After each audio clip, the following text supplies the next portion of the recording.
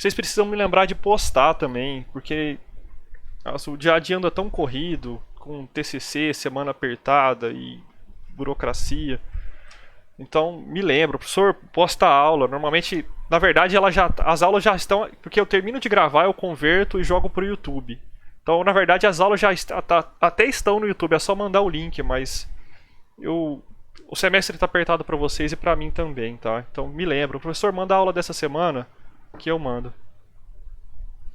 É muita coisa. Uma vantagem do controle no espaço de estados é que o controle já é no domínio do tempo. Então, aquela estratégia que nós fazíamos para converter o controlador do domínio S para o domínio do tempo não é necessária aqui no controle no espaço de estados. O controlador que a gente vai obter já é uma equação no domínio do tempo. Basta você codificar ela, que é muito fácil de se fazer. Bom, agora nós vamos lá para o slide 16. Na aula assíncrona eu faço um exemplo de obtenção de representação no espaço de estados e faço algumas definiçõezinhas e chego aqui na forma geral. Então, qual que é a forma geral de uma representação no espaço de estados? Nós vamos ter o vetor x. O vetor x é o chamado vetor de estado. E ele é um vetorzinho que vai conter todos os estados do sistema, x1, x2, xn, certo? E esses elementos do vetor de estado são as variáveis de estado, que nós vamos definir para a gente poder representar a nossa equação diferencial de maneira adequada. Então nós vamos ter que a derivada do vetor de estado x ponto é igual a ax mais bu. U é a entrada que a gente manipula. No exemplo lá da aula de laboratório é a tensão aplicada à bomba VA. A é a matriz que nós chamamos de matriz dinâmica, porque ela contém as informações da dinâmica do processo, conforme a gente vai ver no final dessa aula. E B é a matriz de entrada, porque ela multiplica a matriz a variável de entrada da planta.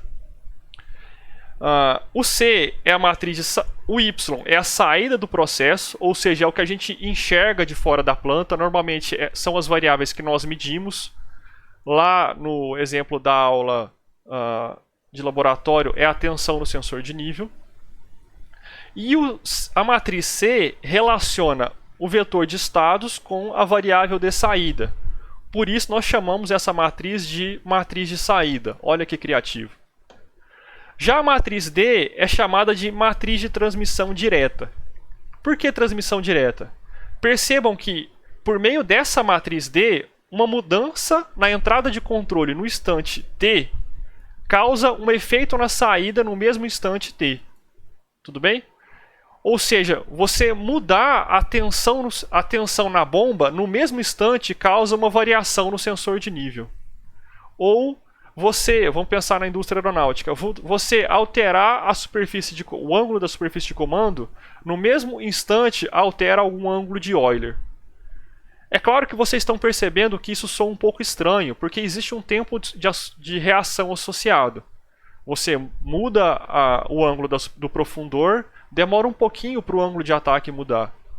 Por isso, tipicamente em sistemas físicos, essa matriz D é zero, porque não há transmissão direta, exceto em alguns casos mais particulares. Na maioria dos sistemas físicos que a gente tem contato, não tem transmissão direta. Existe uma dinâmica associada entre você mudar a entrada da planta e observar esse efeito lá no sensor. Por isso, tipicamente, a matriz D é nula. Bom, pessoal, para não deixar passar sem nenhum exemplo essa questão da representação no espaço de estados, eu trouxe aqui no papel o exercício 1 da lista 4, para nós treinarmos juntos. Tudo bem? Então nós temos aqui uma equação diferencial de qual ordem? Muito bem, de segunda ordem, são duas derivadas. E nós queremos obter a representação no espaço de estados. Obter a representação espaço de estados. Pessoal, isso eu fiz com vocês na aula assíncrona de maneira bem detalhada, tá? Eu vou fazer isso aqui novamente só para desencargo de consciência. Talvez alguém ainda não teve tempo de olhar a aula assíncrona. Bom, nós temos aqui um sistema de segunda ordem. Como o sistema é de segunda ordem, nós vamos definir duas variáveis de estado. A variável x1 de t e a variável x2 de t. Mais uma vez, essas variáveis são definições que nós adotamos. Então, nós poderíamos definir essas variáveis de diferentes maneiras. A forma mais usual de definir as variáveis de estado é com respeito à variável de interesse, no nosso caso y. Mais especificamente, se nós temos y ponto ponto, nós tipicamente fazemos x1 de t igual a y de t e x2 de t igual a y ponto de t. Fazendo essa definição, se nós derivarmos de ambos os lados no tempo, acontece algo interessante. Olha o pessoal jogando Dota às 11 horas da manhã. Derivando de ambos os lados no domínio do tempo... Deixa eu fechar Steam.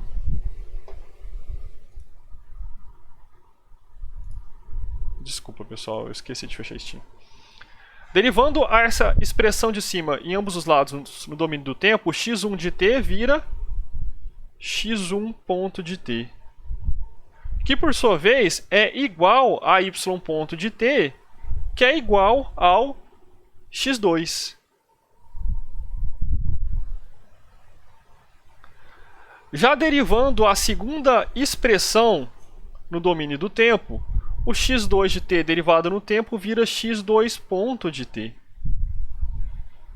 que vai ser igual a y ponto de t, que nós podemos escrever em função da equação diferencial do modelo.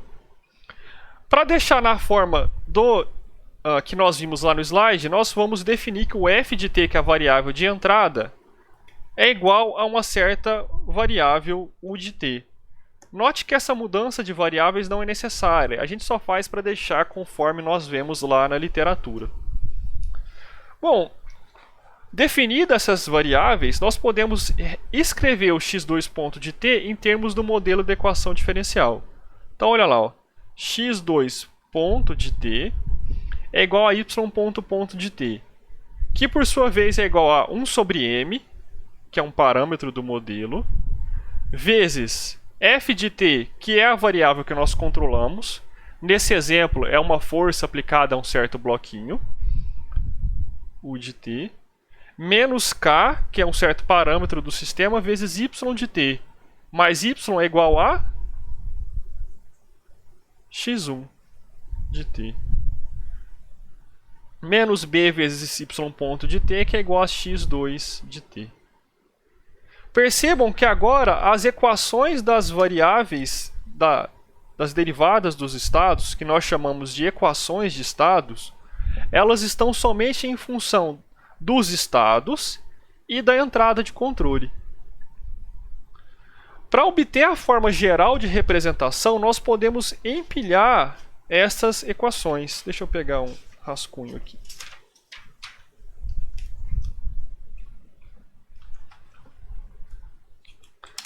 Então, nós podemos empilhar essas equações. Deixa eu tentar alinhar um pouquinho. Então, esqueci o L. Empilhando. Ou mal escrever de canetinha que eu não posso apagar. Então vamos lá, nós vamos empilhar as equações de x1 ponto e x2 ponto de t. Nós vamos fazer isso de modo a obter a equação na forma geral. Então vamos fazer assim, ó, x1 ponto de t, x2 ponto de t. Isso vai ser igual a uma certa matriz que vai multiplicar o vetor de estados x1 composto por x1 e x2 de t, certo? Mais uma certa matriz que vai multiplicar a variável de entrada U de t. Então vamos lá. x1 ponto depende de x1? Olha aqui a expressão circulada em quadradinho. Fala aí na sua casa, eu vou saber se você não falar. Não depende, né? x1 ponto é igual a x2. Então olha lá, x1 ponto não depende de x1, é igual a x2 e não depende da entrada U. Agora olha o x2 ponto. O x2 ponto depende de x1? Depende. Depende por meio da constante menos k sobre... Opa, vocês não estão enxergando. x2 ponto depende de x1? Depende. Depende por meio da constante menos k sobre m. Então vamos lá. Menos k sobre m. x2 ponto depende de x2? Depende por meio da constante menos b sobre m. Depende da entrada U? Depende por meio da constante 1 sobre m. Então, esse aqui é nosso vetorzinho de estados x de t. Essa aqui é nossa matriz dinâmica A. Isso é a derivada do vetor de estados x ponto de t. Essa aqui é a nossa matriz de entrada B. E essa é a variável de entrada U de t. Difícil representar sistemas no espaço de estados? Não, né? Y de t é igual a uma certa matriz vezes x1 de t, x2 de t, mais alguma matriz vezes U de t. Vamos imaginar que y de t é nossa variável de saída. Então, nesse caso, y de t é igual a x1 de t. Então, olha lá, y de t é igual a x1 de t, 1 e 0, e não depende do vetor de entradas U. Então, essa é a matriz de saída C, que multiplica o vetor de estados, mais a matriz de transmissão direta D, vezes U de t. Isso é igual a y de t. Tudo bem? Então, nós passamos do sistema nós passamos da equação diferencial, que era uma equação de segunda ordem, para uma representação por meio de variáveis de estados que tem uma única derivada, que é um sistema de primeira ordem.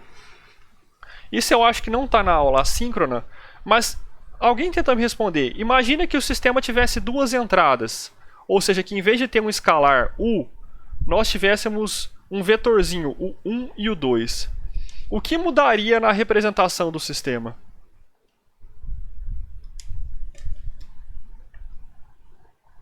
Alguém consegue responder? Ia ser igual, não? A representação seria praticamente igual. O que mudaria seria a dimensão da matriz B, porque teria aqui duas coluninhas. Uma primeira coluna associada à primeira linha, e a primeira coluna associada à entrada U1 e a segunda coluna associada à entrada U2. Então, sistemas de controle no espaço de estados têm uma vantagem quando aplicados a sistemas multivariáveis. Por isso é utilizado bastante na indústria aeronáutica. Você tem ângulo de leme, profundor, aileron. Então, sistemas que têm muitas variáveis, que têm um acoplamento entre essas dinâmicas, podem ser controlados mais facilmente por controladores baseados no espaço de estados, porque a única mudança na teoria que a gente vai ver aqui no curso para ser aplicado a sistemas multivariáveis são alterações nas dimensões das matrizes. O restante, a questão de alocação de polo, de realimentação de estados, também é aplicado. Tudo bem? Então, embora a gente esteja considerando sistemas CISO, que tem uma única saída, ou seja, o y é um escalar e a saída também é um escalar, as ideias que nós estamos estudando aqui também se aplicam a sistemas multivariáveis. O que muda é a dimensão das matrizes. Tudo bem? Então agora nós vamos lá para o slide... opa, cliquei errado, estraguei, voltou. Abre o overleaf. Opa. Aqui. Nós vamos para o slide 24 para reforçar algo que eu já falei para vocês, que é... detalhe, aqui a gente tem a representação do pêndulo invertido por meio de espaço de estados. Uma ideia muito similar se aplica lá no aeropêndulo. Cuidado que o aeropêndulo tem um parâmetro aqui desse elemento, que depende do coeficiente de atrito, tá? Bom, fiz questão de parar aqui no slide 24 para destacar para vocês que essa forma de representação não é única, tá? Então essa forma de definir as variáveis de estados, ela não é única. A gente pode fazer diferentes formas de representação, obtendo diferentes matrizes A, B, C e D, tá? A única necessidade de escolha das variáveis de estado é que elas têm que ser linearmente independentes para o seu projeto de controle não enfrentar grandes problemas de controlabilidade e observabilidade. Aqui vale destacar que essas variáveis nem precisam ser grandezas físicas, então não precisam ser variáveis medidas. Isso complica um pouquinho na hora de implementar a lei de controle, fato esse que eu vou destacar mais adiante dessa aula, tá? Mas fiz questão de parar nesse slide só para destacar que essa representação no espaço de estados ela não é única. Embora a forma que nós vimos ali no papel é a mais usual, é a forma mais padrão que nós costumamos definir a representação.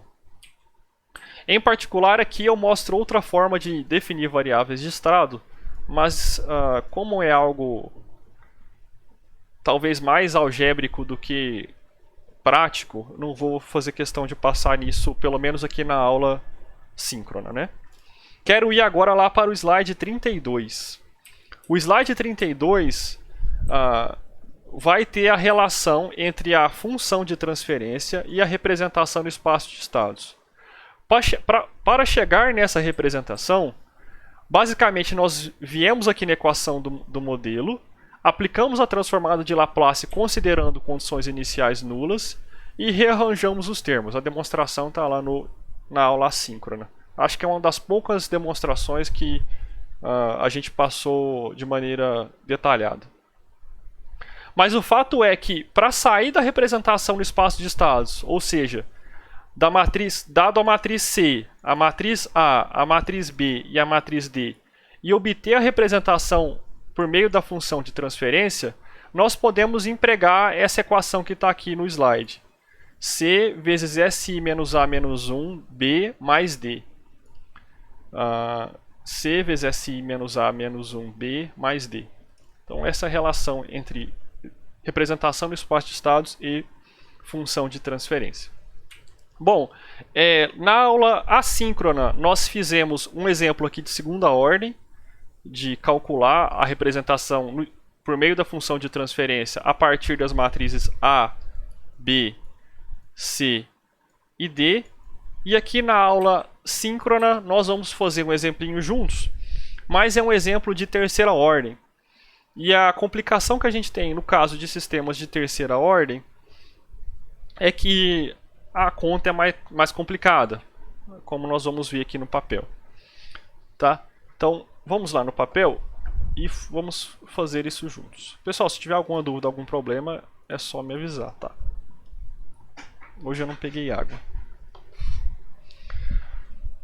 Bom, vamos lá. Nós temos esse sistema de terceira ordem. Professor, por que você sabe que é de terceira ordem? Porque nós temos uma, duas, três equações de estado. Se nós temos três equações de estado, nós temos três estados. Se nós temos três estados, quer dizer que a equação diferencial é de terceira ordem. Nós queremos obter a função de transferência. E para isso, vamos aplicar a regrinha que nós acabamos de verificar. Deixa eu só organizar isso. Está me dando agonia. Deixa eu pôr um clips aqui. Nós vamos usar a relação que nós acabamos de ver. G de S é igual a C, S, I menos A, menos 1, B mais D. Qual que é a grande dificuldade? obviamente, é calcular a inversa da matriz C vezes I menos A menos 1. Tá? Só destacando para quem não viu a aula assíncrona ainda, esse I representa a matriz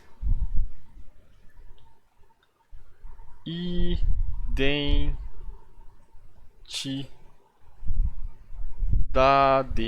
certo? E é uma matriz identidade de ordem n, sendo n o número de estados. Nesse exemplo aqui, o sistema é de terceira ordem, muito bem. Então, nós temos uma matriz identidade de terceira ordem, tá? Então, primeiro fato, nós temos que calcular o inverso de SI menos A menos 1. Então, nós sabemos que o inverso de uma matriz pode ser calculado de diferentes... A inversa de uma matriz pode ser calculada de diferentes maneiras. Por exemplo, calcular o cofator transposto da matriz sobre o determinante dessa matriz. Então, cofator transposto sobre o determinante é igual ao inverso de uma matriz, tá? Bom, primeiro eu vou calcular o determinante de SI menos A. Depois nós conversamos sobre o cofator transposto. Então vamos lá. Primeiro, quem é a matriz SI menos A? Sempre lembrando, pelo menos nesse exemplo, SI representa a multiplicação da variável S por uma identidade nesse exemplo de terceira ordem, tá? Bom, S vezes a matriz identidade vai ser igual a S00, 0S0, 00S. Tá? E a matriz A é a matriz A aqui do modelo. Todos vocês já sabem reconhecer quem é a matriz A. É a matriz que multiplica o vetor de estados. Então, SI menos a matriz A. 0, 1, 0, 0, 0, 1, menos 1, menos 2 e menos 3. Fazendo a subtração, nós vamos obter S menos 0. S, 0 menos 1, menos 1, 0 menos 0, 0. 0, S menos 1, 1, 2, 3. Algum segredo até aqui? Não, né? Bom, e agora nós vamos calcular o determinante dessa matriz. Vou fazer aqui embaixo, eu acho que cabe. Determinante de SI menos A. Vamos lá, pessoal. Determinante. Primeiro, multiplicação dos elementos da diagonal principal. S vezes S. Opa, aqui tem um S mais 3. Estão vendo aí, pessoal? Hoje a internet da Vivo está um pouco mais lenta que o normal, ou a impressão. Vocês estão lagados também ou foi só a impressão que eu vi aqui no retorno? É que tá dando umas travadas também. Acho que é porque eu... Pera aí.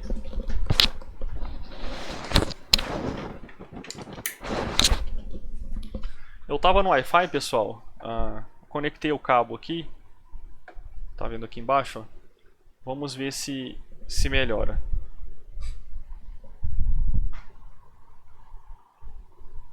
Vamos ver. Oi. Melhorou? Pelo menos para escrever oi aqui foi mais rápido. Tá bom. Então, S vezes S ao quadrado. S ao quadrado vezes S mais 3 vai resultar em S ao cubo mais 3S ao quadrado. Menos 1 vezes menos 1 mais 1 vezes 1 dá mais 1. 0, 0. Menos 1 vezes 2 dá menos 2, vezes S dá menos 2S, só que é diagonal secundária, mais 2S e 0, né? Então, este é o determinante. Bom, agora nós precisamos calcular o cofator transposto de SI menos A, o cofator transposto dessa matriz. Mas, normalmente, as matrizes C e B têm estruturas especiais ou estruturas particulares que nós não precisamos calcular todos os elementos da matriz dos cofatores. Por exemplo, eu vou chamar o cofator transposto de Si menos A de uma matriz P, em homenagem a meu nome Pedro. Tá? E eu vou calcular aqui G de S. Então vamos mudar de página aqui.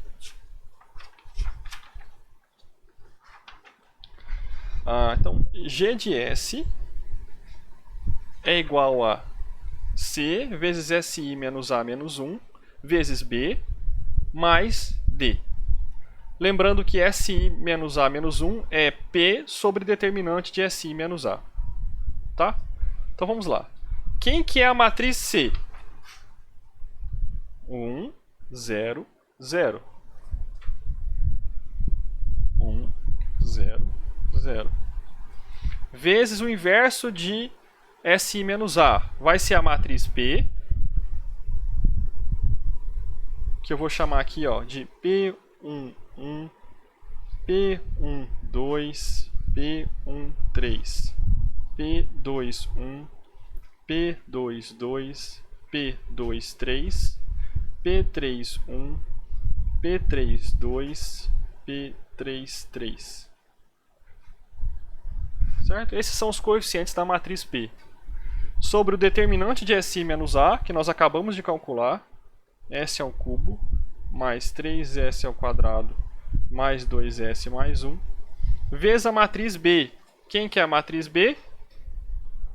10, 0 e 0.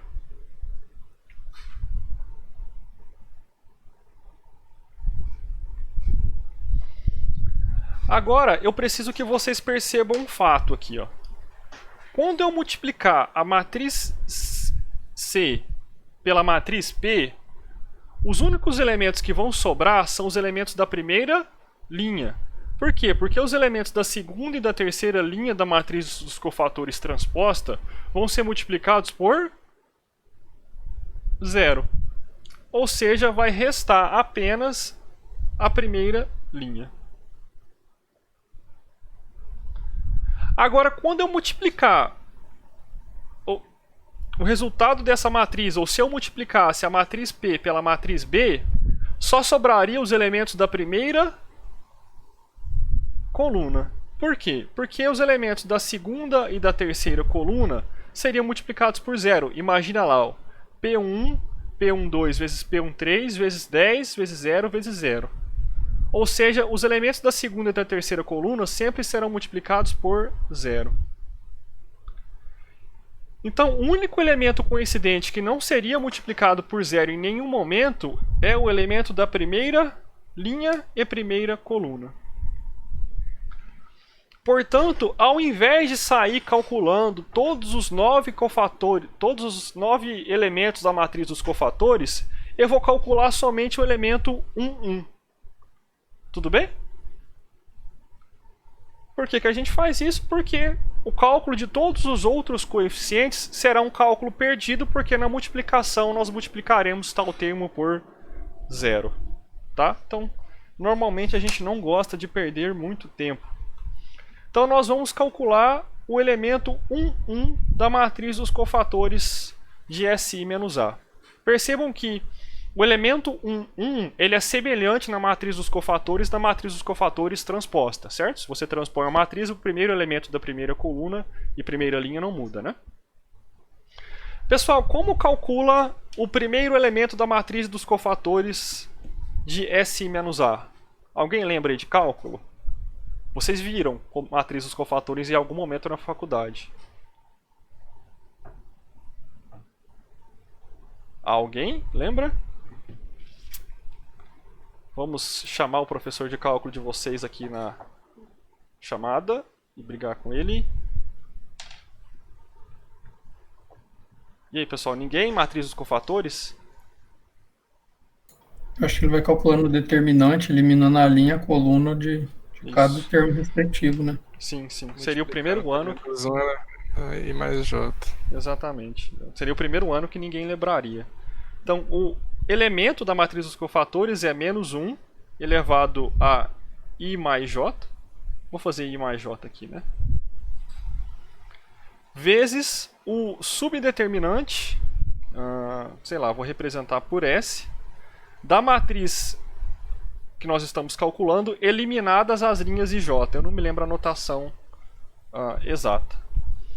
Para o caso de I igual a J igual a 1, o P11 é dado por menos 1 elevado a 1 mais 1, vezes o subdeterminante eliminadas as linhas IJ.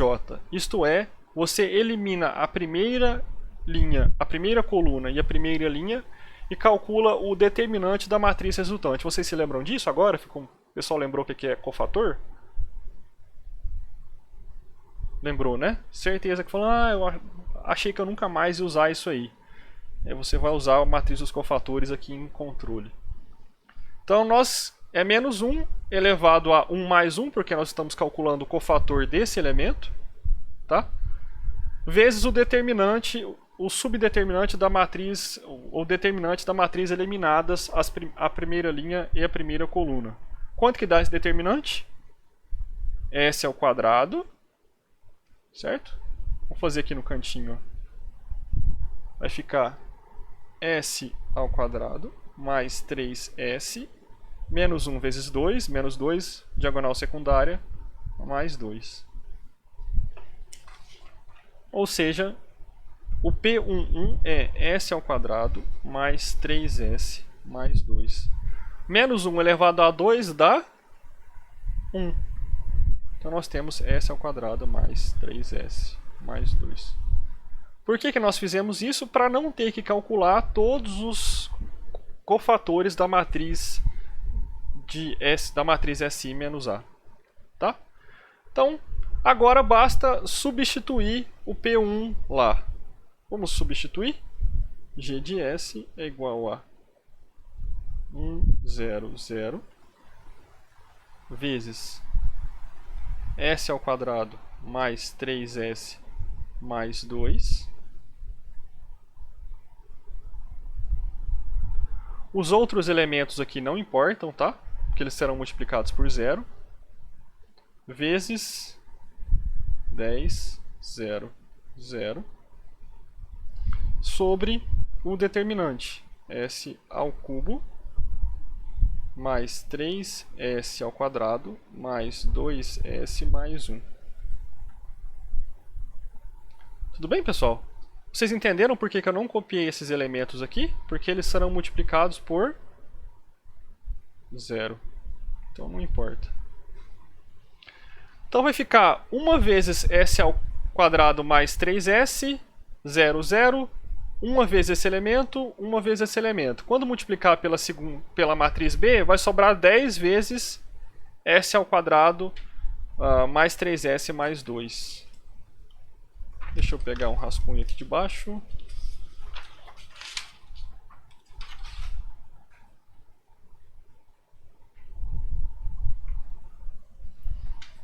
Então, o que vai sobrar é 10 vezes S ao quadrado mais 3S mais 2. Portanto, nós obtemos G de S, que é igual a 10, que multiplica S ao quadrado mais 3S mais 2, sobre S ao cubo mais 3S ao quadrado mais 2S mais 1. E essa é a função de transferência do sistema cuja representação no espaço de estados é essa representação aqui. De novo, enquanto essa representação não é única, existem diferentes representações no espaço de estados, a função de transferência é única. Só tem uma função de transferência. Tudo bem? Alguma dúvida, pessoal?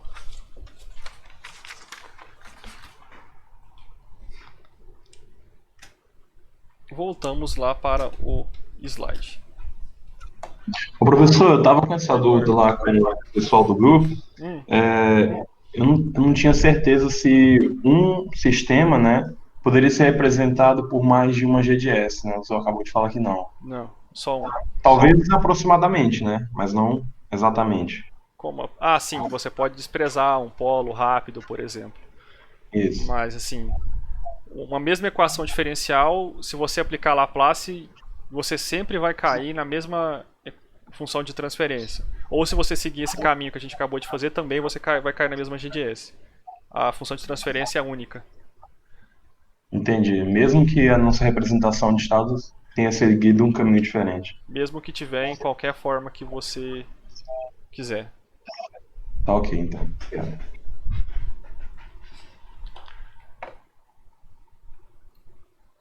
Voltando lá para o papel, para o slide. Então, fiz aqui. Agora, para encerrar, são só reforçar alguns conceitinhos que nós vimos lá na aula assíncrona, mas eu acho importante bater eles aqui mais uma vez.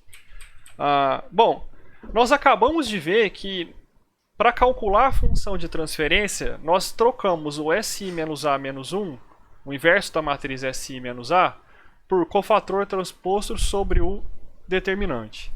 Certo? Portanto, o denominador da função de transferência é igual ao determinante de SI-A. Tudo bem? Como as raízes do denominador são os polos do sistema, então os valores nos quais o determinante de SI-A é igual a zero são os polos do sistema. Tudo bem? Então olha lá. De novo, os polos do sistema são as raízes do denominador. E o denominador da função de transferência será o determinante de SI-A. Agora fala para mim, o que é calcular os valores de S para os quais o determinante de SI-A é igual a zero? Talvez lá no curso de cálculo vocês aprenderam isso aqui como lambda. Então o que é calcular lambda I menos A, determinante de lambda I menos A igual a zero? Isso é calcular os autovalores da matriz A. Alan, se você estiver falando, eu acho que eu não estou escutando. Você desmutou? Só comentando, talvez seu microfone está com problema. Eu não escutei. Não, eu ia comentar, era isso. Tá. Bom, então os Professor, Oi, Alan. rapidinho, surgiu uma dúvida. Sim. Por exemplo, se eu não conseguir inverter, é porque o sistema é instável? Tem relação com isso? Não, você sempre vai ter inversa. Sempre vai ter. Sempre vai ter inversa. Como aqui vai ser tem um termo que depende de S, porque quando não teria inversa, se esse determinante fosse nulo, né? Mas como aqui tem um termo que depende de S e aqui não depende de S, o determinante dessa matriz nunca vai dar zero. Certo? Nunca vai dar zero para a variável S, né? Se você substituir S para algum valor, aí pode dar zero. Bom, então, para calcular os polos do sistema, nós fazemos o determinante de SI menos A igual a zero. Isso é calcular os autovalores da matriz A. Então, os autovalores do sistema são os polos de malha aberta, tá? Por isso que nós chamamos a matriz A de matriz dinâmica, porque ela nos dá a informação da dinâmica do processo. Então, os autovalores da matriz A são os autovalores de malha aberta. Tudo bem? Para o sistema ser estável, portanto, os autovalores da matriz A devem estar no semiplano esquerdo. Então, se seu sistema no espaço de estados tiver autovalores no semiplano esquerdo, o sistema é estável. E aqui eu gosto de comentar algo que eu aprendi aqui na UFO, né? Acho que na minha cabeça de controleiro, sistema deveria ter todos os polos, todos os autovalores no semiplano esquerdo. E aí, recentemente, conversando com um professor de vocês, da aeronáutica, ele comentou que para certos tipos de aeronave, determinados modos da dinâmica do veículo, eu esqueci os nomes dos modos, Dutch, eu não lembro direito. Mas talvez o pessoal da aeronáutica possa me ajudar. Mas determinados modos da dinâmica da aeronave, eles devem ter autovalores aqui no semiplano direito, eles têm que ser instáveis para melhorar a controlabilidade da aeronave. Eu esqueci o nome dos modos lá. Se alguém da aeronáutica souber. Mas eu achei interessante. Na minha cabeça de controle, sempre polos e autovalores têm que estar no semiplano esquerdo. Mas ele me relatou esse exemplo. Eu acho que é de Dutch Roll. Alguma isso, coisa assim. Acho que é isso, senão fica muito dura, muito amortecida a aeronave, o piloto não consegue manobrar. Eu acho que era esse nome mesmo, viu, João Paulo? Interessante. Pra mim isso era, na minha cabeça de controle, era algo assim que se eu escutasse na rua alguém falar indo na padaria, eu ia falar, não, você tá errado. Mas não é verdade. Bom, e a última coisa que eu queria mostrar, isso eu até comento em aula, para vocês verem isso uma vez na vida. Nós temos um sistema de, e lá na aula assíncrona está bem detalhado, né, como a gente faz para obter a solução. Nós temos uma equação diferencial de primeira ordem, certo? E nós sabemos resolver equação diferencial de primeira ordem. Por exemplo, nós podemos usar a transformada de Laplace. Então, se nós aplicarmos a transformada de Laplace, arranjarmos os termos e voltarmos para o domínio do tempo, isso está descrito aqui, nós verificamos que a solução da equação diferencial da equação do espaço de estados, né, a solução da representação do modelo no espaço de estados é dado por x de t igual a exponencial da matriz a vezes t, vezes a condição inicial x0, mais integral de 0 até t, de exponencial de t de a vezes t menos tal, novamente a exponencial de uma matriz, vezes b, u de tal, d tal, isso e tal integrando de 0 a t. Né? O que essa expressão nos fala, professor? Eu não entendi. Bom, essa expressão nos dá o comportamento no domínio do tempo, ou seja, uma função no domínio do tempo, que representa a dinâmica do processo. Então, por exemplo, imagine que sua entrada é nula. Então, todo esse termo da direita é zero, certo? E o seu sistema se comporta como uma exponencial de uma matriz vezes a condição inicial. Tudo bem? Então, esta expressão é a solução no domínio do tempo do modelo matemático do sistema no espaço de estados. Essa equação nos dá o comportamento analítico da planta para diferentes valores de entrada. É claro que, pelo menos nesse curso, a gente não usa tanto isso. Em cursos, talvez, de pós-graduação, a gente usa mais um pouquinho, no cálculo do gramiano, na determinação de trajetórias. Mas eu acho válido, já que a gente está passando aqui pela teoria de controle no espaço de estados, eu acho válido mostrar a solução para vocês. Então, a solução do modelo da equação diferencial do modelo no espaço de estados é dado por x de t igual a exponencial de a vezes t, que é a exponencial de matriz, vezes x de 0, mais integral de 0 até t, exponencial de a vezes t menos tal, b vezes u de tal, d tal. Tá? E se nós x... Oi? Eu não entendi, professor. Ela mostra a saída ou como o sistema se comporta? Não entendi. Essa expressão nos dá como os estados se comportam. Se nós quisermos saber a saída, nós temos que lembrar que y de t se relaciona com os estados por meio da matriz de saída C, né?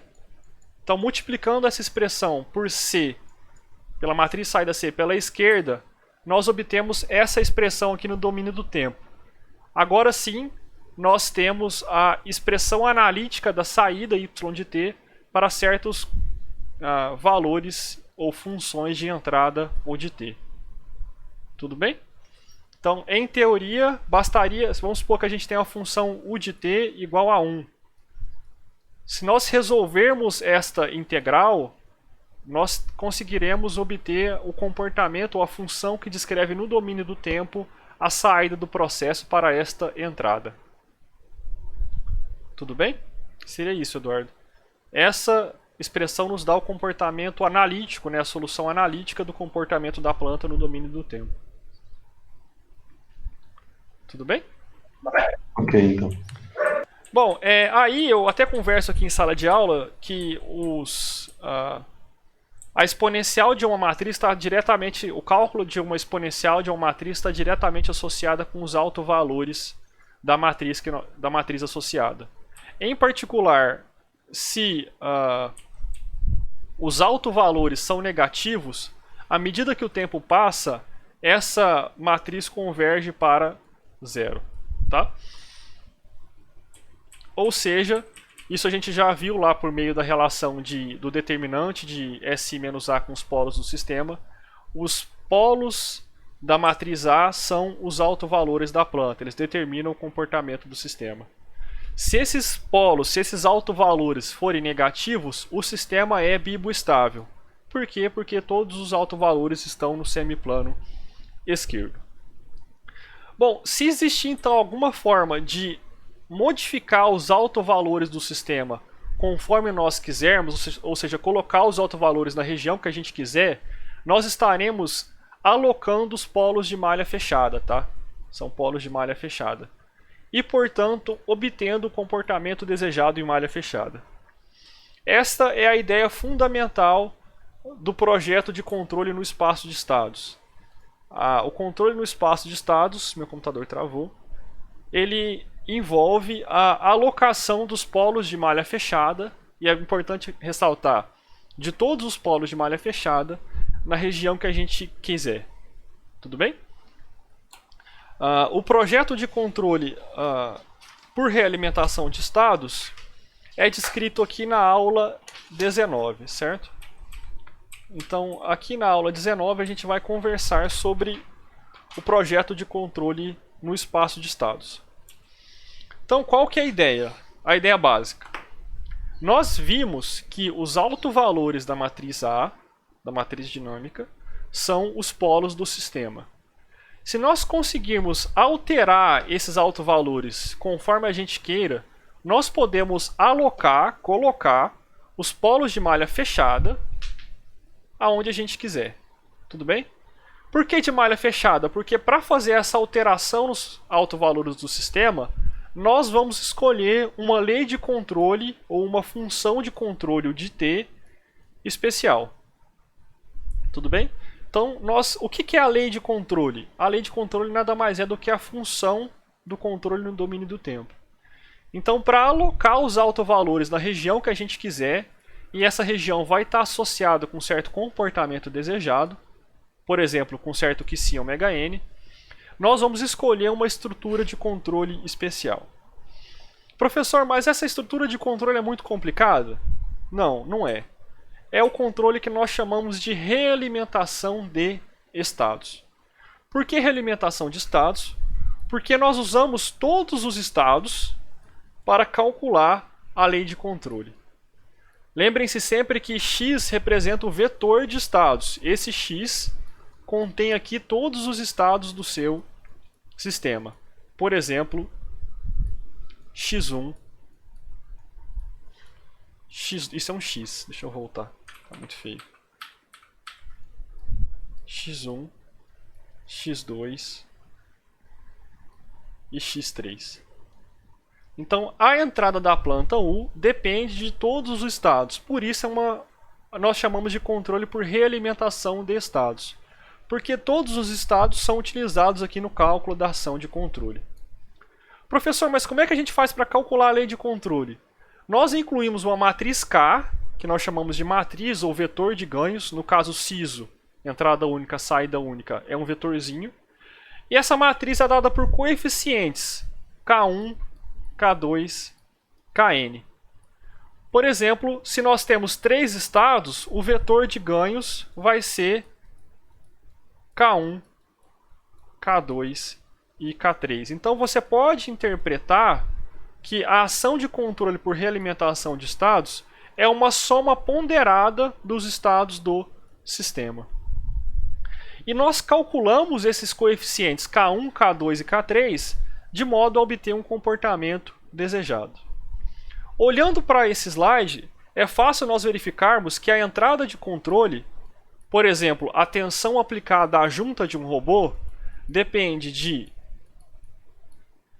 valores K1, K2 e K3, que é nossa responsabilidade escolher, a responsabilidade do projetista, vezes os estados x1, que pode, por exemplo, representar a posição da junta do robô, x2, que pode representar a velocidade da junta do robô, e x3, que pode, por exemplo, representar a aceleração da junta desse robô. Entenderam a ideia? Então, a tensão aplicada ao motorzinho, V, depende de uma soma ponderada de todos os estados. Nesse exemplinho teórico, esse exemplo, depende da posição, da velocidade e da aceleração. Professor, e lá na indústria aeronáutica? Por exemplo, para você controlar o ângulo de atitude, você pode depender do próprio ângulo, da velocidade desse ângulo em relação a, por exemplo, a velocidade do vento e da aceleração também do veículo em relação a essa velocidade. E a entrada de controle poderia ser o ângulo de profundor. Tudo bem? Preciso achar outro exemplo, estou só dando o exemplo do ângulo de ataque, né? Eu vou começar a falar da derrapagem. Entenderam a ideia do controle no espaço de estados? A ação de controle é uma soma, pode ser interpretada como uma soma ponderada dos estados. Alguém olhando para essa aplicação consegue me descrever uma possível dificuldade da implementação?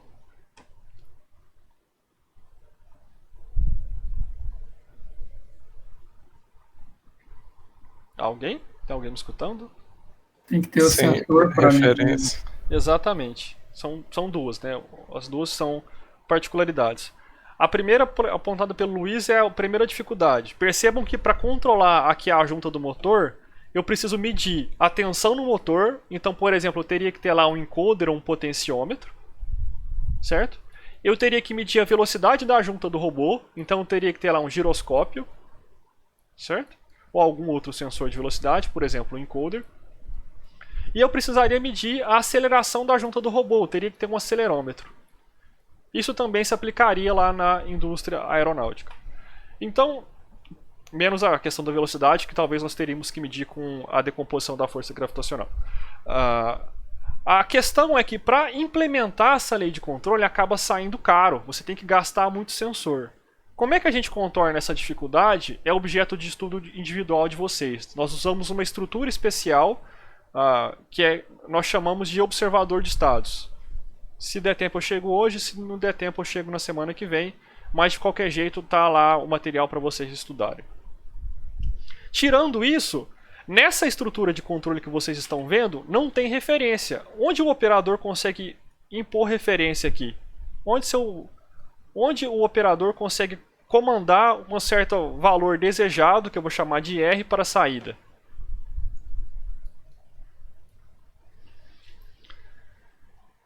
Bom, nessa estrutura de controle até agora não tem referência. Nós estamos falando somente de regulação.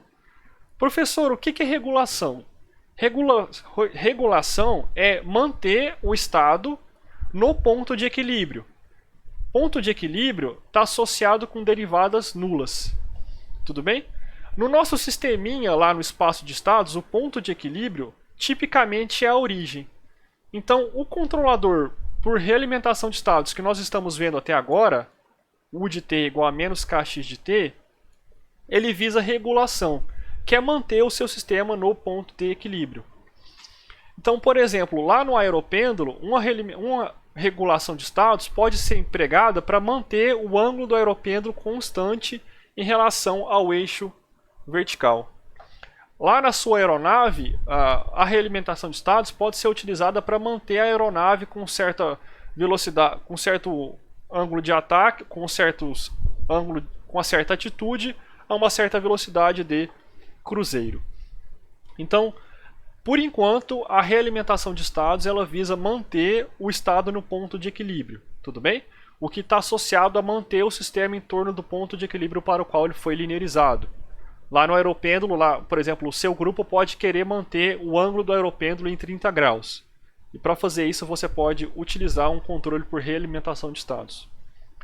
Professor, mas como é que a gente vai fazer então para colocar referências aqui no nosso sistema?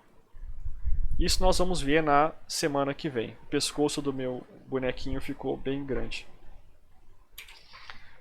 Bom, então falei do que é regulação e o que é controle por realimentação de estados.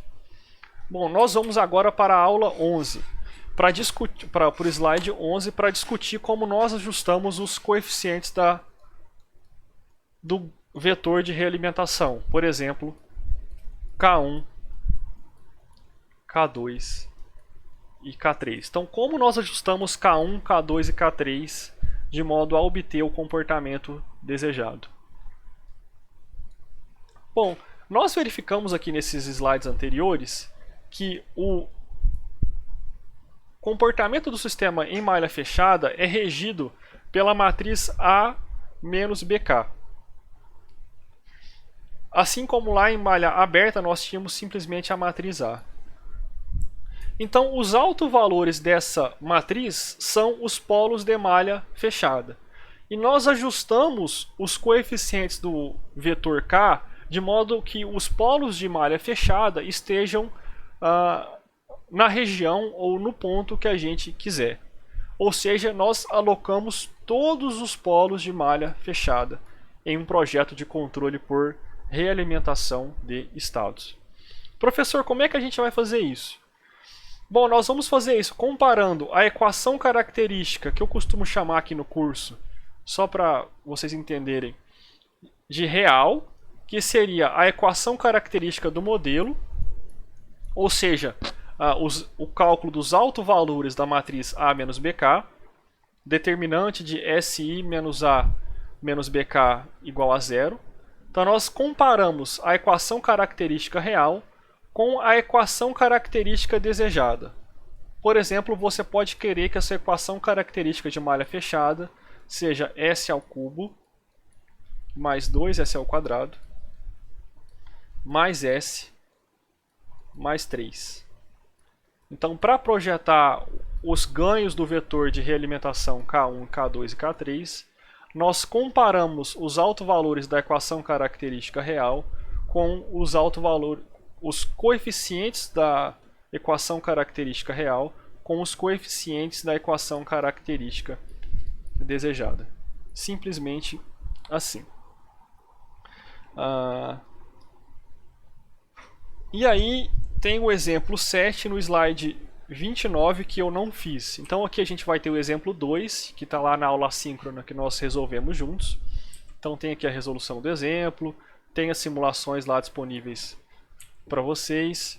Tem o exemplo 3, que eu acredito que a gente também fez.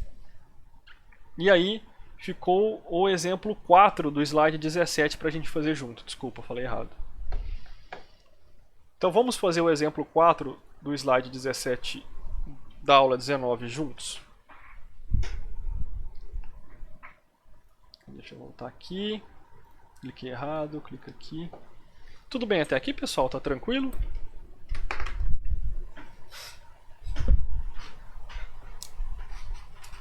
Tá bom, obrigado.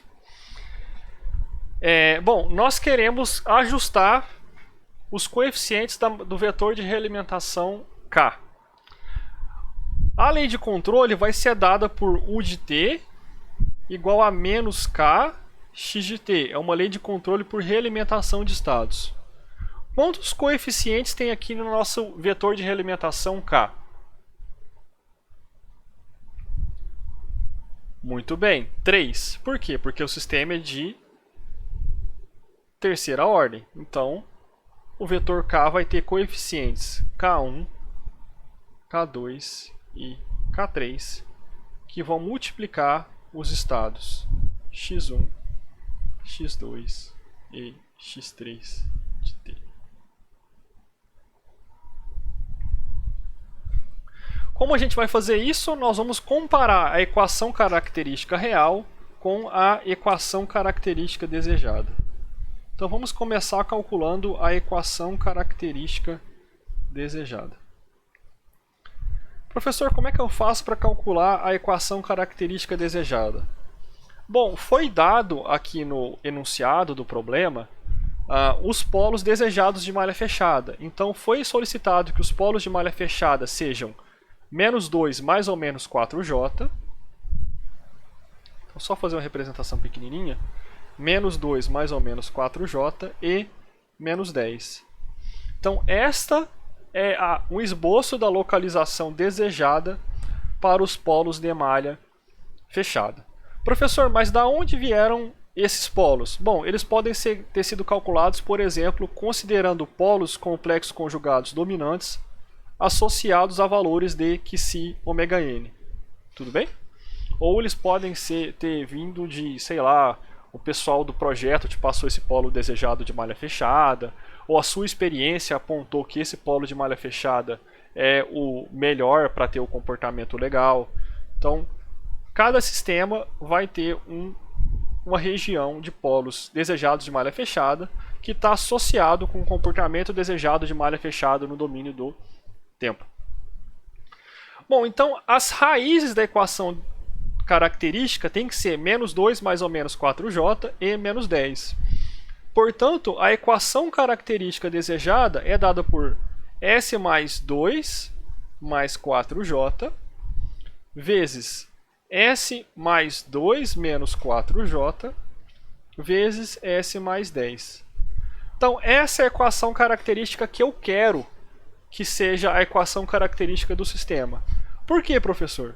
Porque qualquer um desses três polos que foram solicitados, menos 2 mais ou menos 4j e menos 10, são raízes dessa equação característica. Ou seja, esses três serão, de fato, os polos do sistema. Tudo bem? Posso interpretar o silêncio constrangedor como sim? Tá tranquilo. Obrigado, Matheus. Bom, então nós podemos distribuir aqui essa multiplicação. Não vou fazer isso, mas é simplesmente uma multiplicação distributiva. E nós obteremos que a equação característica desejada é dada por s ao cubo mais 14s ao quadrado mais 60s mais 200. Nossa, professor, você está fazendo de cabeça? Não, eu estou olhando no slide resolvido na minha frente. Eu vou chamar essa equação de equação 1. Tudo bem? Bom, agora nós precisaremos calcular a equação característica real, estou chamando assim. Então vamos calcular a equação característica real, isto é, a equação característica do sistema, ou a equação por meio da qual nós calculamos os autovalores de malha fechada. Qual que é essa expressão mesmo?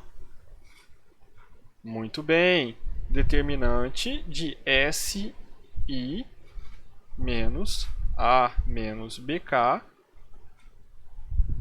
igual a zero. Lembrando sempre que esse I é uma matriz de identidade de ordem N, sendo N a ordem do sistema. Por exemplo, ordem 3. Nesse exemplo, ordem 3, né? Então vamos devagar. Primeiro vamos calcular A menos BK, depois SI menos A menos BK, e depois o determinante de SI menos A menos BK. Vamos fazer por partes. Primeiro, quem que é A menos BK? Vamos lá no papelzinho. Quem que é a matriz A aqui? É essa? Não. É essa? Eu já falei que não. É essa? É... Então, a matriz A é a matriz que multiplica o vetor de estados do sistema. Nesse caso, 0, 1, 0, 0, 0, 1, menos 1, menos 5, menos 6. Essa é a matriz dinâmica. Vamos lá. 0, 1, 0, 0, 0, 1, menos 1, menos 5, menos 6. Quem que é a matriz B? É a matriz que multiplica o vetor de entrada. A matriz B é a matriz de entrada. 0, 0, 1. 0, 0, 1. E quem que é o matriz ou vetor K? Ela é composta justamente pelos elementos que nós queremos saber. Deixa eu copiar aqui. 0, 1, 0, 0, 0, 1, menos 1, menos 5, menos 6, menos. Pessoal, linha vezes coluna, multiplicação matricial. 0 vezes K1, 0. 0 vezes K2, 0. 0 vezes K3, 0. Primeira linha, toda nula. Segunda linha, também multiplicada por 0, toda nula. Terceira linha é a multiplicação por 1. K1, K2, K3. Portanto, a matriz A menos BK é igual a 0 menos 0, 0, 1 menos 0, 1, 0, fazendo mais direto, 0, 0, 1, 1 mais K1, 5 mais K2, 6 mais K3. Tudo bem? ficou pequeno, né, pessoal? Deixa eu copiar aqui embaixo de novo.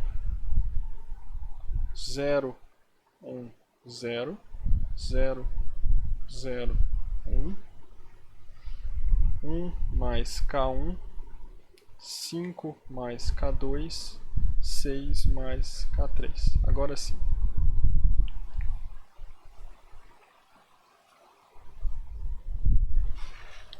Tranquilo até aqui? Que bom, que bom. Bom, agora nós queremos calcular S vezes I menos A menos BK. Tudo bem? Quem que é S vezes I? É S vezes a matriz identidade. Então, S0, 0, 0, S0, 0, 0, S, menos A menos BK, que nós já sabemos quem que é. Menos 0, 1, 0, 0, 0, 1, 1 mais K1, 5 mais K2, 6 mais K3. Portanto, SI menos A menos BK é dado por S menos 1, 0, 0, S menos 1, menos 1 menos K1, menos 5. Isso é um S, isso é um K5. Menos K2, menos, opa, S menos 6 menos K3. Isso é SI menos A menos BK. Para calcular a equação característica real, nós temos que calcular o determinante dessa matriz e igualá-lo a 0. Muito bem. Portanto, devemos calcular SI menos A menos BK. Vamos lá. Multiplicação dos elementos da diagonal principal. Isso é um S, tá, pessoal? Ficou parecendo com um 5. Isso é um S. O professor ainda está parecendo com um 5. Mas isso é um S. S, S, S. Então, S vezes S, S ao quadrado. S ao quadrado vezes S menos 6 menos K3 dá S ao cubo mais S ao quadrado, que multiplica menos 6 menos K3. Menos 1 vezes menos 1 dá 1. Vezes menos 1 menos K1 vai dar... Tem coisa errada. Onde eu errei?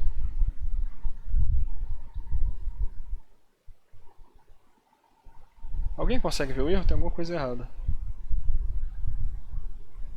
Ah, tá, eu vi. Aqui, pessoal, ó, desculpa. Quando eu... Aqui, tá vendo? Era subtração. A menos BK. E eu somei, tá vendo? Então aqui tá errado, ó. Menos 1 menos K1. Menos 5 menos K2. Menos 6 menos K3. Então aqui também tá errado. Menos 1 menos K1. Menos 5 menos K2, menos 6 menos K3. Pessoal, vocês estão acompanhando? Fiquei preocupado agora, ninguém viu.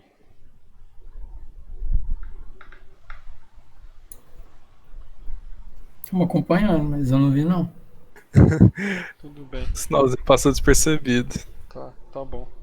Mas eu errei o sinal aqui, então aqui seria menos 1 menos K1, menos 5 menos K2, menos 6 menos K3. E aqui estão todos os sinais trocados. Aqui é menos, aqui é menos, aqui é menos, aqui é menos, aqui é menos, aqui é menos. E aí agora quando eu fizer SI menos A menos BK, o sinal volta, né?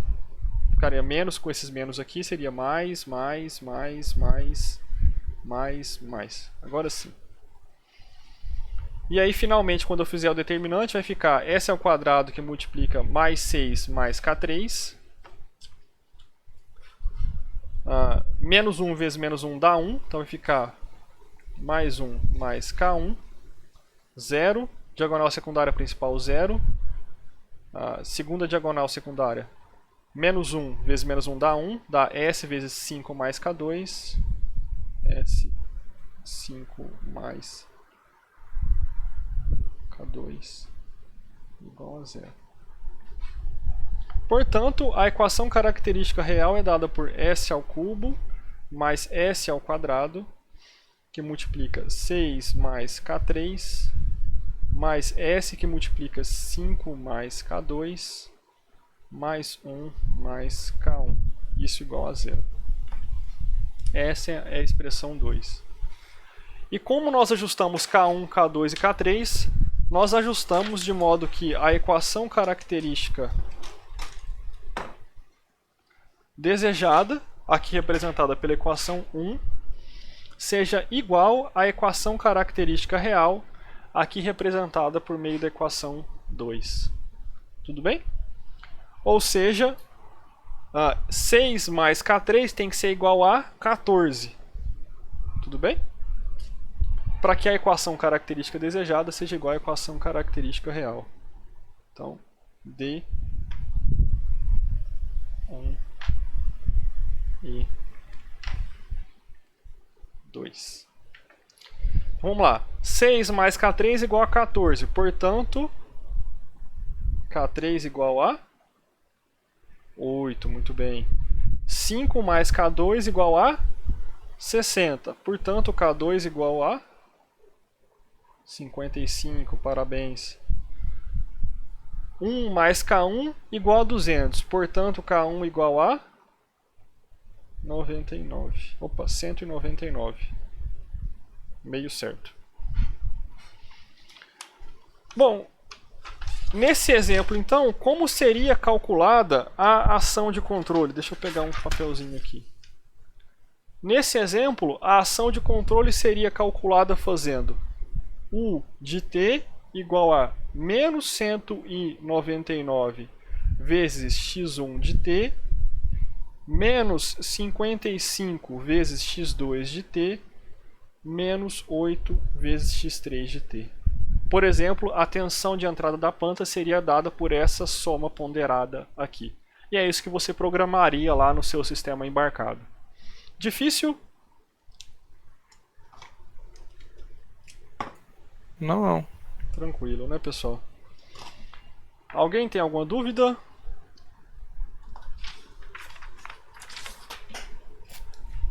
Pedro, a gente só pode usar o espaço de estados quando é caixa translúcida ou transparente? Ou não? Não, assim, é uma representação quando a gente tem um modelo, né? Então, não entendi. A gente tem um modelo matemático, a gente pode ou caminhar por meio da função de transferência ou caminhar por meio do espaço de estados. Mas para a gente ir para o espaço de estados, a gente tem que ter um modelo matemático, né? Então não dá para só pegar um experimento e tirar um modelo com ele, ou dá? Daria sim, você poderia fazer um caminho longo, né? Obtém a GDS, volta para a função de transferência e vai para o espaço de estados. Ou passa direto do GDS para o espaço de estados. Um caminho longo, mas você chegaria lá. Aham, entendi. Bom, uma pergunta natural que vocês podem estar se fazendo, tenho certeza que estão se fazendo, falam, nossa, essa lei de controle é muito boa, porque eu consigo alocar todos os autovalores do sistema onde eu quiser. Então, se eu consigo fazer isso, eu consigo basicamente fazer o que eu quiser com a planta. Porque nós já sabemos que os autovalores de malha fechada, os polos de malha fechada, mandam no comportamento do sistema. E se eu consigo colocar esses polos onde eu quiser, eu faço o que eu quiser com a planta. Tudo bem? Então, isso é tão bom que parece irreal. E será que isso é possível? Apertei algum botão errado. Será que isso é possível em qualquer sistema? Então, será que para qualquer sistema, seja um foguete, um motor DC, uma junta de um braço robótico, eu consigo projetar controlador por realimentação de estados? Bom, isso não é verdade. Determinados tipos de sistema são ditos não controláveis. Nesses sistemas nós não conseguimos mudar todos os autovalores da nossa planta. Tudo bem? Então é como se eu não conseguisse mexer no comportamento de todos os estados. Acho que é a melhor interpretação que nós podemos ter, assim, para dar um significado físico para esse conceito. Eu não consigo influenciar por meio da entrada U todos os estados do meu modelo. Desculpa. Então, lá na aula assíncrona, nós tentamos alocar os polos desse sistema no exemplo 8, e a conclusão que nós tiramos lá na aula assíncrona é que nesse sistema em particular não é possível alocar todos os polos do sistema. Então, nesse sistema em particular, eu não consigo mexer em todos os polos da planta. Tudo bem?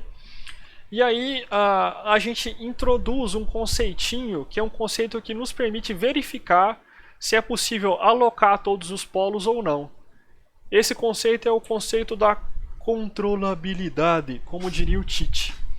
Então, a controlabilidade a rigor é uma propriedade do sistema físico de existir uma lei de controle U de T que vai guiar o estado da condição inicial x0 até uma condição final desejada x de t em tempo finito. Ou seja, existe uma função U de t no domínio do tempo. Existe uma função U de t no domínio do tempo que em tempo finito t tira o estado da condição inicial x0 e guia o estado para o estado final desejado x de t. Isso é um conceitinho que nós chamamos de controlabilidade. Mas o que isso implica para nós que estamos projetando controladores por realimentação de estados? Bom, para nós que estamos projetando o ganho K, é possível demonstrar, isso está lá no livro do Ogata, capítulo 12, que somente vai ser possível alocar todos os polos de malha fechada, ou seja, somente eu vou conseguir projetar o ganho K se o sistema for dito controlável, ou seja, se existir essa tal função aqui no domínio do tempo. Mas qual será um método mais eficaz de verificar a controlabilidade sem ficar procurando funções no domínio do tempo ao acaso e também sem ficar no método tentativa e erro? Se eu consigo achar o K, portanto é controlável. Bom, existem diferentes testes de controlabilidade. O mais básico, que nós costumamos usar aqui nos cursos de controle, é o teste por meio da matriz de controlabilidade. Então, a matriz de controlabilidade, ela nos dá, ou nós podemos utilizá-la para analisar a propriedade da controlabilidade. Daí o nome matriz de controlabilidade. A gente vai denotar ela por meio desse C estilizado aqui, ó. Tá vendo que é um C um pouquinho mais requintado? Vocês vão ver que bonito que é meu C da matriz de controlabilidade no papel. Então, nós podemos verificar se um sistema é controlável ou não por meio da inspeção ou da análise da matriz de controlabilidade. Em particular, se a matriz de controlabilidade tiver posto cheio, ou seja, o número de linhas ou colunas linearmente independentes entre si for igual ao número de estados, essa matriz é dita de posto cheio. Não entendi, professor. Se o determinante da matriz for diferente de zero, a matriz tem posto cheio. Percebam que a gente sempre vai poder calcular o determinante porque nós estamos falando de sistemas CISO, entrada única e saída única. E a matriz de controlabilidade C sempre vai ser uma matrizinha quadrada. Então, se essa matriz tiver determinante diferente de zero, o seu sistema é controlável e você pode prosseguir ao projeto do ganho K. Se a sua matriz C for diferente de zero, se o determinante da matriz C for igual a zero, o seu sistema é não controlável. Existe algum modo, algum estado da sua planta que não é afetada pela lei de controle, pela ação de controle. Professor, e o que eu faço? Qual que é a solução? Não tem solução. A única forma de afetar a controlabilidade é mudar o projeto do seu sistema, é construir a planta novamente. E aí vocês vão verificar daqui a pouquinho que existem sistemas que têm estados não controláveis, ou seja, eu não consigo acessar um determinado estado, mas ele é estável. Então, normalmente, a gente prossegue o projeto de controle, apesar de ter um estado não controlável. É o conceito que nós chamamos de controlabilidade e... esqueci o nome. Detectabilidade... estabilizabilidade, eu acho que esse é o nome. Mas, conceitinho da próxima aula, eu tenho que até relembrar ele. Para nós, agora se o determinante da matriz de controlabilidade for nulo, o sistema é não controlável. Não existe um ganho K que vai alocar todos os polos na região desejada. Tudo bem? Então, essa é a matriz de controlabilidade, B, AB, A quadrado B, A cubo B, até AN-1B. Quem que é N? É o número de estados. Número de estados. Então, se a matriz de controlabilidade tiver determinante diferente de zero, o seu sistema é dito controlável. Bom, lá na aula assíncrona nós fazemos o exemplo 9 e aqui na aula assíncrona nós vamos fazer o exemplo 10 lá no papel para encerrar a aula de hoje. Está acabando, pessoal, confiem em mim.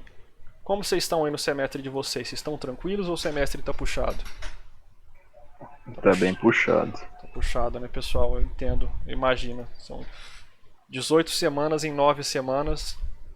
Não sei como vocês tentaram organizar as matérias, se vocês tentaram puxar todas, se vocês puxaram só algumas.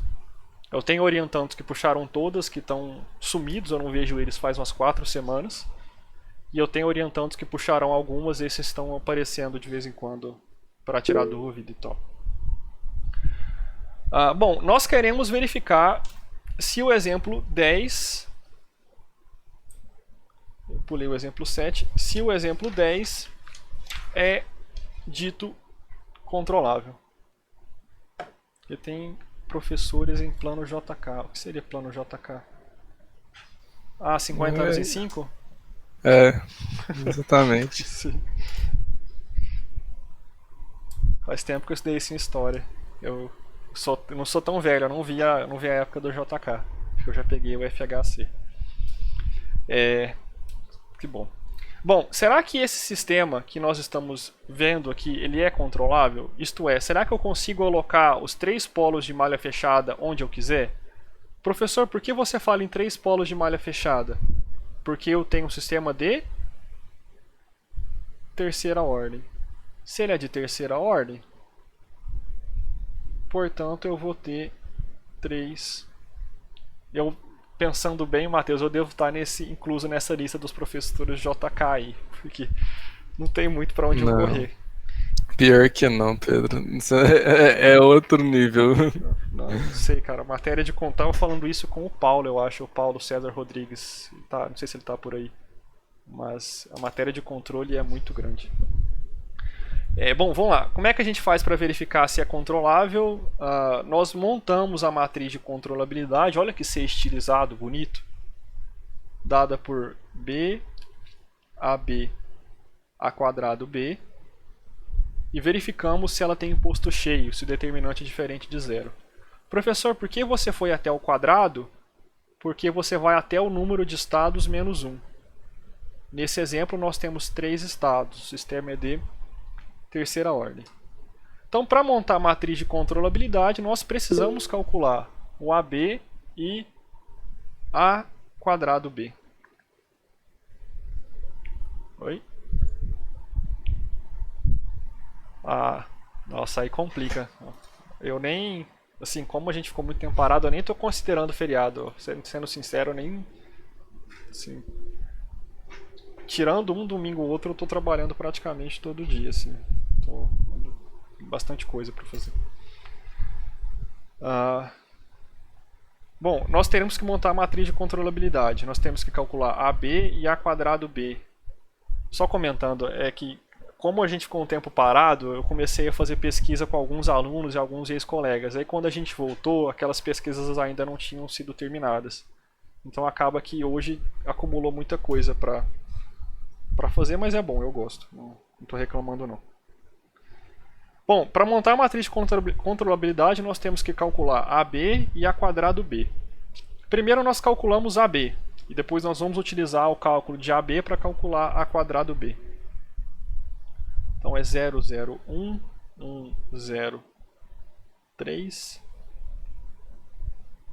vezes 0, 0, 1.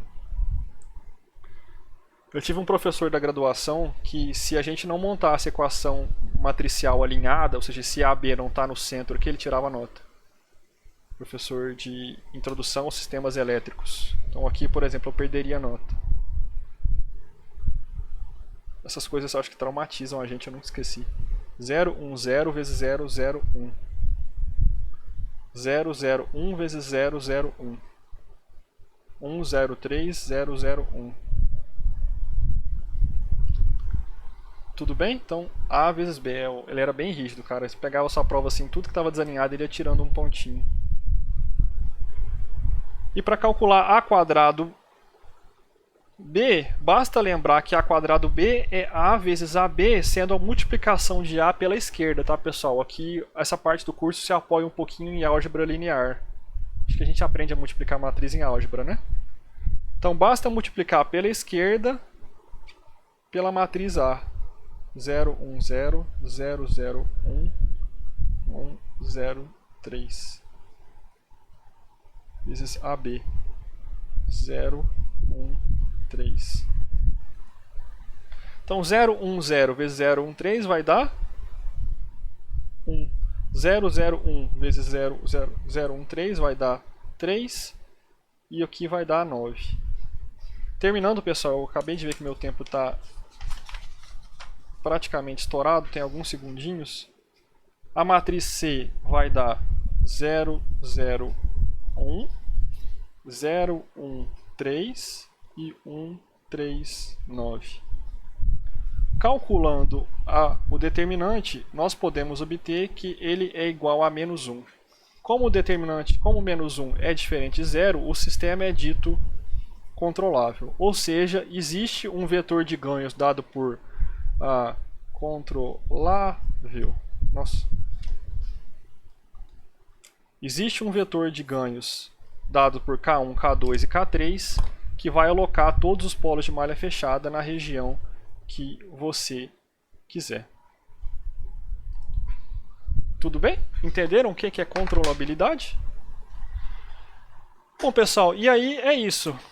Isso é o que a gente tinha para ver. A fórmula de Ackermann eu não ia abordar hoje mesmo, né? E aí fica a pergunta, para implementar o controlador eu preciso medir todos os estados. Será que tem uma forma de estimar todos os estados a partir de certas informações de entrada e saída? A resposta é sim. Isso é tema de estudo individual de vocês. Eu abordo isso um pouquinho na aula síncrona de sexta. Alguma dúvida? Acho que sobre essa parte não. Tudo bem. Posso encerrar o vídeo aqui, pessoal? Terminou? Tranquilo? Ô Pedro, eu queria perguntar, mas é sobre o trabalho final. Então eu vou encerrar o vídeo, até para dispensar o pessoal, né? Eu estourei 2 minutinhos do tempo, não é muito praxe. E aí você faz sua pergunta, Luiz. É isso, pessoal. Obrigado. Me lembrem de postar esse vídeo, tá? Eu devo converter e subir ele para o YouTube agora. E aí quem quiser pode ver ele novamente. Tchau, até mais. Valeu, até mais. Valeu.